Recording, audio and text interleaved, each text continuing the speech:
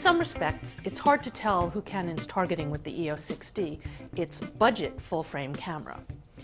On one hand, it's got some fairly consumery features. GPS? Check. Built-in Wi-Fi? Check. Single SD card slot? Check. Viewfinder with less than 100% coverage? Check. Wimpy autofocus system? Check. On the other hand, it's missing things like a built-in flash that you'd expect in a non-pro camera. But it's not that the 6D isn't a really nice camera. I happen to like it a lot.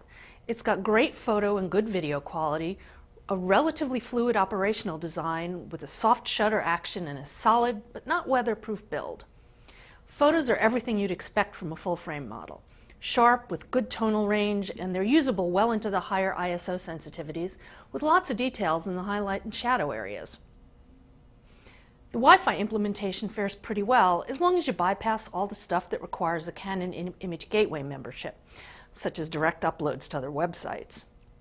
The camera remote app lets you change shutter speed and aperture, ISO sensitivity, and exposure compensation, which is a lot more than you get with other apps.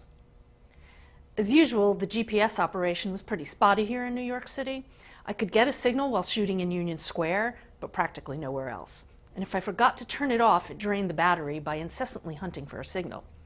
That's par for the course, though. My biggest gripe is probably the somewhat sluggish autofocus performance. While the camera performs pretty quickly in good light, and it has a reasonably deep buffer to maintain its 4.5 frame per second continuous shooting rate, the autofocus really slows down in dim conditions. I think what's most frustrating is that the 6D should be clearly better than the older, cheaper 7D, and it's not.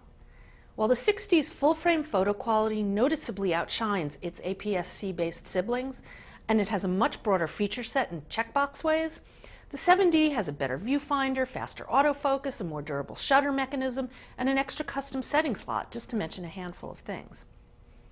If you're thinking of moving up from one of Canon's APS-C-based models like the 60D, it's definitely worth it for the photo and video quality. If you're considering it instead of one of the more expensive full-frame models, it's a fine alternative if you don't mind the 97% coverage viewfinder, single card slot, less durable shutter, lack of a headphone jack, fewer customizations, and all those other little ways in which you might have to compromise.